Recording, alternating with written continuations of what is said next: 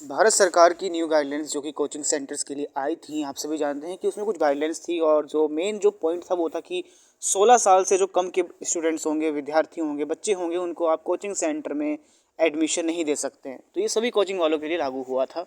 तो इसके प्रति बहुत सारे रिएक्शंस आए अलग-अलग पेरेंट्स के, स्टूडेंट्स के। कुछ का मानना है कि ये गलत है क्योंकि बच्चों को एजुकेशन चाहिए और अच्छी एजुकेशन के लिए उनको कोचिंग सेंटर जाना पड़ता है। बड़े-बड़े कॉम्पिटिटिव एग्ज़ाम हैं जो कि क्रैक करने के लिए उनको जाना पड़ेगा। नहीं जाएँगे तो उस लेवल तक की तैयारी कैसे करेंगे? पहली बात। दूसरी बात, पेरेंट्स का भी मानना है और एक तरह से ये साइड भी है कि बच्चों के ऊपर ज़्यादा प्रेशर आ जाता है।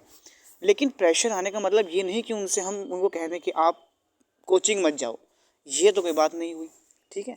उसका कुछ और तरीका निकल सकता है जो कि सरकार को सोचना चाहिए, है ना? तो ये होता है कि उस चीज़ को ख़त्म ना कर दें कि हमने तो कोचिंग सेंटर में एडमिशन ही बंद कर दिया ताकि बच्चे प्रेशर ना आए। प्रेशर तो बल्कि उससे और ज़्यादा आएगा क्योंकि उनको उस लेवल की पढ़ाई ही नहीं मिल पाएगी और जब पढ़ाई नहीं मिलेगी तो उनको लगेगा कि हम उस लेवल को पढ़ना चाहते हैं पर हम पढ़ नहीं पा रहे हैं। ये सब चीज़ें हैं। लेकिन यहाँ पे एक चीज़ आपको ध्यान में रखनी है कि आखिर कोचिंग सेंटर क्या होता है।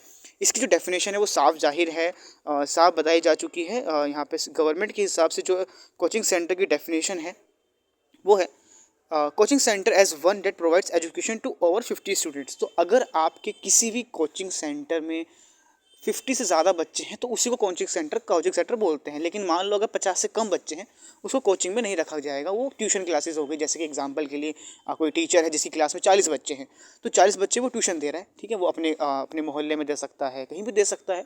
तो अगर 50 से कम है तो यानी कि कोई भी 9-10th का स्टूडेंट यानी कि 16 साल से कम के बच्चा अगर कहीं जा रहा है और वहाँ पे 50 से कम बच्चे हैं तो वहाँ पे वो टीचर भी पढ़ा सकता है और बच्चा भी पढ़ सकता है, ठीक है? लेकिन जहाँ पे 50 से ज़्यादा, जैसे एग्जांपल के लिए कोटा में जितने भी जो बड़े-बड़े कोचिंग सेंटर हैं वहाँ पे 50 से ज़्यादा बच्चे होते हैं क्लास के अंदर, तो वहाँ पे वो लोग नहीं अलाउ कर रहे। यानी कि 50 स्टूडेंट से ज़्यादा ही होंगे, ज़ाहिर सी बात है कोचिंग में तो बहुत सारे स्टूडेंट्स होते हैं, अलग-अलग बैचेस चलते हैं।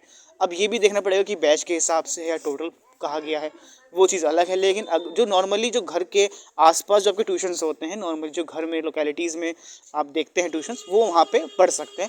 लेकिन जो बड़े कोचिंग हब हैं वहाँ पे मना कर दिया गया। इसके खिलाफ कोचिंग सेंटर ऑलरेडी चैलेंज करने की सोच रहे हैं और जहाँ तक है ये तो पहले से पता था कि बड़े-बड़े कोचिंग सेंटर जो हैं वो ज़रूर कोर्ट में जाके इसको चैलेंज करेंगे। तो अगर कोर्ट में जाके चैलेंज करते हैं और गाइडलाइंस के खिलाफ और कोर्ट कोई नया इस पे आदेश देता है तो हम सभी को पता चलेगा, कोई नया ऑर्डर आता है तो उसमें चेंजेस हो जाएंगे, ठीक है? तो जो भी सामने आएगा वो सब पता चल जाएगा। अभी के लिए आप सभी के लिए इंपॉर्टेंट है कि 50 से अगर कम बच्चे हैं तो कोई भी स्टूडेंट जा सकता है और टीचर भी उसको पढ़ा सकता है। Thank you so much.